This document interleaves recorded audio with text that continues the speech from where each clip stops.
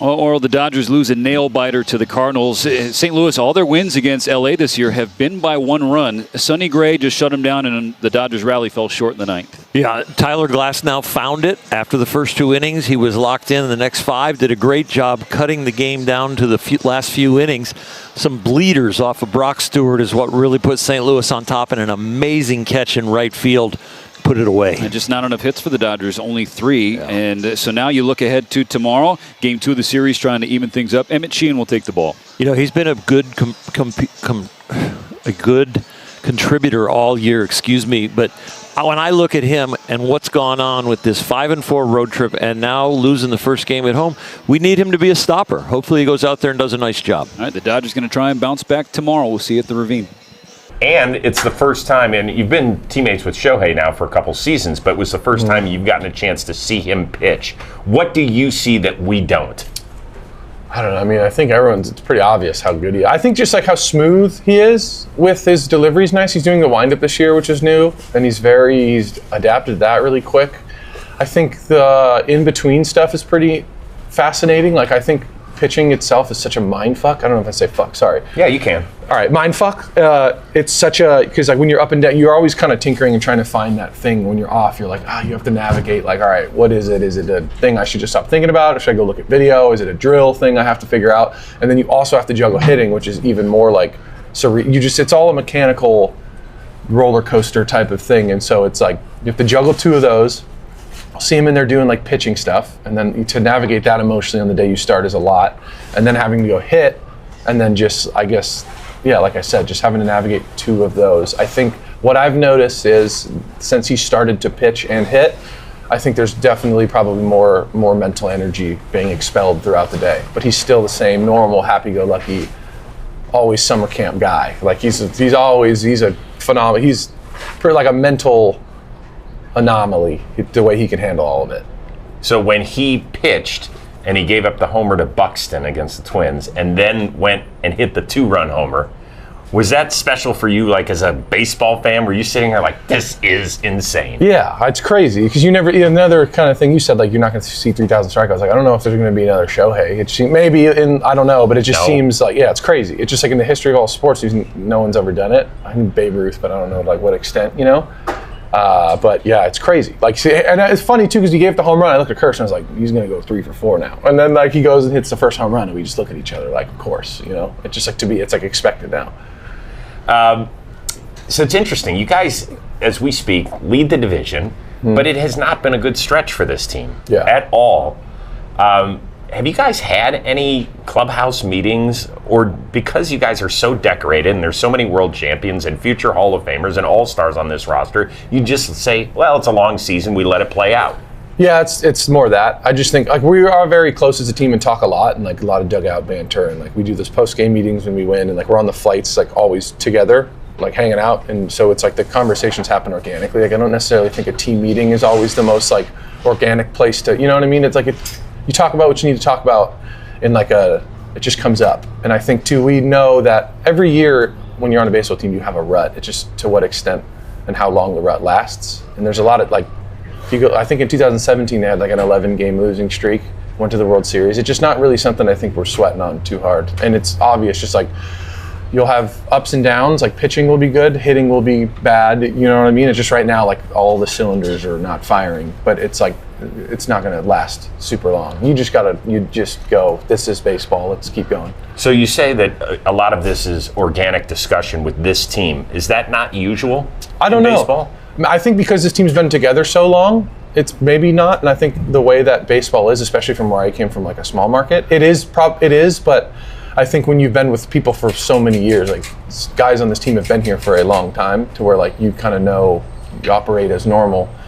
I think maybe other places when guys are new, you don't really have like not like the hierarchy is not the right word, but like how it's just, I don't know, business as usual. Like it's baseball. Like we're the Dodgers, we know we're good, blah, blah, blah. I think if you have a team full of a bunch of first year guys, you don't really like who speaks up, who doesn't, let's all get together. It's more of like I don't know, like it's more like a planned out, let's have a meeting now type of thing. But it just doesn't, I don't think it's at the point now where it's like, let's sit down and have a meeting. Like there's always ruts you have to go through in season. No laughing in the courtroom. Have some decorum here. No fun in the courtroom. Welcome to The Ball is in your court, and you guys are actually in my court, and there will be no favoritism here. I've known Steve since we both had darker hair, and I barely know you because I just asked you how to pronounce your name, whether it's Xavier or Xavier. That does not mean you will have the edge, as most people will think. We're going to play it fair and square right here. Okay. Yeah, appreciate that, Your Honor. All right, so 3 topics we will up for debate. Topic number 1. Is it possible for the Padres to catch the Dodgers for the NL West title? Steve, you go first. So the Padres made some really nice moves at the deadline. But the reality is the Dodgers made good moves. It was just their unhealthy players coming back and getting healthy. They made all their moves in the offseason last year. They spent all their money in the offseason last year. And I look at this think right now, 3 games, too much for the Padres to make up. Snell back, Glasnow back, Kershaw throwing a shutout the other day, or 6 shutout innings. Yamamoto shutting out yesterday. This Dodgers team has all their healthy players coming back. The bullpen getting healthy now, Trinan as well. The offense is better for the Dodgers than it is for the Padres. You know, Your Honor, the Padres are ranked 29th in home runs this year. They have the second fewest home runs in baseball this year. And look, Laureano and Hearn are good, but they're not power hitters. The Dodgers have the better offense, the better starting pitching, and the bullpen's coming back healthy right now. So the Dodgers have the edge. The Padres aren't catching them. And they have the thing over the Padres, like the Braves had over my Mets team. The Padres don't know how to beat the Dodgers, Your Honor. Your Honor, there's something wrong with Steve Phillips because I think the problem is he doesn't understand how the Padres have now shortened the game, bringing Mason Miller over to this team. I could care less about, the Dodgers as far as how dominant they've been. This is a different season. When I think about the Padres being 3 games back, now you have Mason Miller into the fold. Robert Suarez is still on this team, by the way. Now you shorten these games for the starting pitchers, not to mention Dylan Cease, a great start last time out. Fernando Tatis Jr., Manny Machado swinging the bat very well. I think the one thing I look at is this is a team that now doesn't need to depend on starting pitching like the Dodgers do. You mentioned Blake Snell coming back, Clayton Kershaw. We don't know how healthy they will be. Honestly, if you go down, we still have 2 more months of the season. I can't count on starting pitching for the Dodgers to stay healthy. Same thing goes for Tyler Glasnow. What we see now, this Dodgers roster, we don't know that it'll be the same for them down the stretch going into the postseason. I think that's where I give the edge to the Padres because they've been able to stay healthy. They went out and now can close the game, make it shorter. This Padres team is a team that I wouldn't count out to win this division. You know, he is from San Diego. Hey, there's no extra words. What are you doing? No, you're right. He already hit the thing. I mean, that's an excellent point there. I mean, Steve, you'll argue anything. The key word here is possible. Is it possible? Of course it's possible, right? I mean, yeah, Your Honor. I mean, but we can't really overcome that word. Here. So, Xavier, I'm pronouncing it correctly now. Thank you. You get that one. Tyler, when you look at this outing today, kind of the start seemed like you kind of had to ease your way into it. Didn't really have it early in the game. But how did you settle in, especially after that second and third inning? Yeah, I think just beginning on didn't really feel in rhythm. Just going a little too slow, just trying to be nice and easy and trying to find it. And I think just talking to Pryor a little bit, just going back out and being quicker, just getting my pace up a little bit more. It felt a lot better after like third-ish. Started feeling good in the third, yeah. Did you also find just kind of with your pitches, like it seemed like even Orel was saying early in the game, you didn't really have the breaking stuff, but that started to come as the game went on? Yeah, I think in the past sometimes when I don't have it, I kind of just get away from it. And I think even when it was uncomfortable, trying to throw it and get into a rhythm. And I think each inning it just got better and better. And then, by the end of it, it felt really good. 2 of your last 3 outings have been just lights out, and you've got nothing to show for. I think you have 8 no decisions. Does that frustrate you? No, it's baseball. It just happens. Some years everything's in your favor. Sometimes it's not, and it's not really. Yeah. But I mean, it seems like there's nothing more you can do. You're lights out. Yeah, I don't know if it like wins and losses. I just think about at the end of the day, I just want to win, And I think we're just kind of we're better now. We're in a little rut, but I don't think personally the win-loss is like a huge deal. I just want to win games, I guess. Yeah. Taylor, was today kind of a case study in how you can kind of recalibrate and kind of fix things in game and make good adjustments? What do you mean? In terms of kind of fixing things in the third inning and then taking off from there? Yeah, I think just having the conversation with Pryor, just trying to get back to kind of going a little quicker. I just think I was late and nothing felt really good in the zone. My release point was really inconsistent, and I think just going quicker pace got my arm to move a little quicker, and then everything just started to go. It's kind of depends on the start, but that was what helped today. Yeah, I mean, Sonny is obviously he's given us fits in the past. Really good pitcher. Just uses his entire pitch mix, the front to back game, east west. Everything seems like it's moving. Late. Freddie took a really good swing. I thought Shohei had a good at bat against him. Muncy with the walk, but outside of that, through 7 innings, we really didn't. Take really good at bats. I mean, there wasn't much hard contact in there. You get the reliever in there, and we scored a run, and it's hard to win a game with 3 hits. But I think for me, the offense will get untracked. It's going to happen at some point. We're just too talented for it not to. But I think for me, the takeaway tonight was Glass and really not having his command early, but finding a way to right the ship and giving us 7 innings. I thought, moving forward, that's the most important thing tonight. And, that's something for Tyler to build off of and us as a ball club. You were visibly frustrated, the players are visibly frustrated with just some of the calls. How challenging is that for players as they are looking to get back on track with having just kind of issues with the strike zone? Yeah, it's one of those things that, the guys back behind the plate, they're doing the best they can, but it's just, you look at it and you look at some of the, the replays and things, and it just, just seemed like everything, when balls are off the plate, they flip counts, and they really do. And when you get a veteran pitcher like Sonny Gray, who can take advantage of things like that, it does make it difficult. And no one's trying to, go against us intentionally, but it does make it tough. But again, the guys are doing the best they can. But yeah, I mean, it's still, is a factor in the game. Tyler talking to Pryor after that 2nd inning. Was there anything you saw as far as mechanical or just like an attitude adjustment where you just got after it? Yeah, I didn't see the mechanics. It was probably really subtle, and whatever they talked about, they figured some things out. And I just really liked the way Tyler competed, for 7 innings. And, he wasn't looking for an out tonight, and there wasn't going to be an out. And he, got through some things. And really, I think he's continuing to learn things about himself and what he can do, and what he can fight through and still be really good.